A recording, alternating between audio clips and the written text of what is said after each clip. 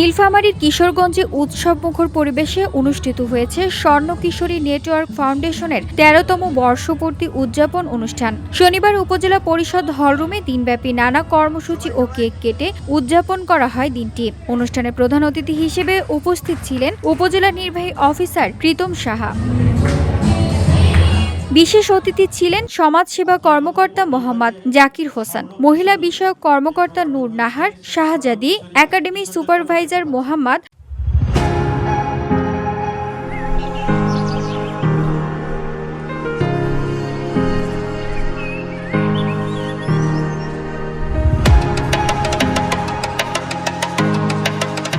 হাবিবুল্লাহ এবং কিশোরগঞ্জ বহুমুখী মডেল উচ্চ বিদ্যালয়ের প্রধান শিক্ষক গোলাম আজম। আমন্ত্রিত অতিথি হিসেবে উপস্থিত ছিলেন স্বর্ণ কিশোরী নেটওয়ার্ক ফাউন্ডেশনের রংপুর বিভাগীয় প্রধান ও ন্যাশনাল লিডার মোহাম্মদ ইবনে সাইদ অঙ্কুর।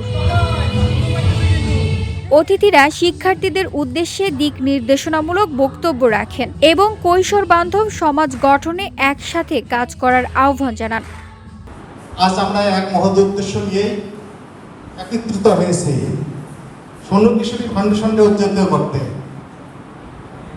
এটি শুধু একটি দিনেই নয়, এটি আমাদের তরুণ সমাজ, বিশেষ করে মেয়েদের উন্নয়ন, ক্ষমতায়ন ও আত্মনির্ভরতার এক উজ্জ্বল প্রতীক।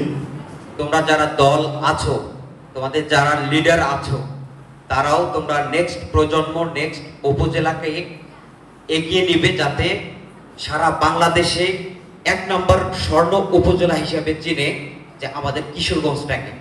এমনভাবে তোমরা নেক্সট প্রজন্মকে তৈরি করো, তোমরা যারা আছো বর্তমান, অঙ্কুরের মতো করে, যাতে সারা বাংলাদেশে এই কিশোরগঞ্জটাকে ১ নম্বর উপজেলা হিসেবেই চেনে। কারণ আমরা যে গতানুগতিক এতদিনের যে কার্যক্রমগুলো দেখে আসতেছি, তার মধ্যে যে প্রতিভা আছে, এই প্রতিভাটা বিকশিত করার মাধ্যমে তার একটা সবার মাধ্যমে একটা বন্ডিং রাখে।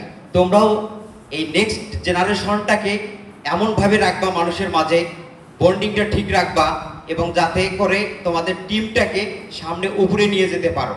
অনুষ্ঠানে বিভিন্ন শিক্ষা প্রতিষ্ঠান, ক্লাব লিডার, শিক্ষার্থী, গাইড, শিক্ষক ও অভিভাবকদের উপস্থিতিতে দিনটি পরিণত হয় এক প্রাণবন্ত মিলন মেলায়। এ সময় স্থানীয় প্রিন্ট ও ইলেকট্রনিক মিডিয়ার সাংবাদিকরাও উপস্থিত ছিলেন। VOD Bangla news desk.